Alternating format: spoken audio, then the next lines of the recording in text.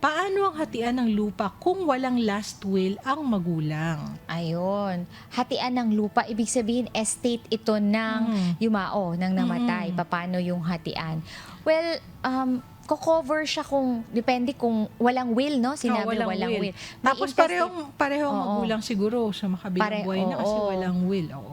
Well, pagka ganun, pwedeng yung ating extrajudicial at judicial Susunod natin settlement. Oo, pag-uusapan. pag-uusapan natin. Oo. Mm. Yun, pwede, and intestate succession yun, di ba, attorney? Ang pagka ganun, kasi Pag walang will. intestate o walang will. Oo. So, kung halimbawang yun lang naman, walang will, tapos wala namang minor de edad na anak, no, at lahat kayo mag-agree, pwede namang mag-execute ng extrajudicial settlement. Oo, yun. Yun yung isang option. O kaya intestate, kumbaga hayaan natin na ang korte ang mag-decide kasi syempre titingnan yung ating tinatawag sa batas na legitim, 'di ba? Yung mga lawful heirs o kung sino yung mga nararapat na tagapagmana ng mga yumao, lalo na kung parehong magulang yung nawala at ang naiwan mga anak. Kasi kapag may isa pa doon sa magulang nyo ay ang buhay pa, kasama pa siya doon sa makakahati doon sa lupa. Pero kung pareho na pong sumakabilang buhay, yung mga legitim nga na tinatawag. So for example,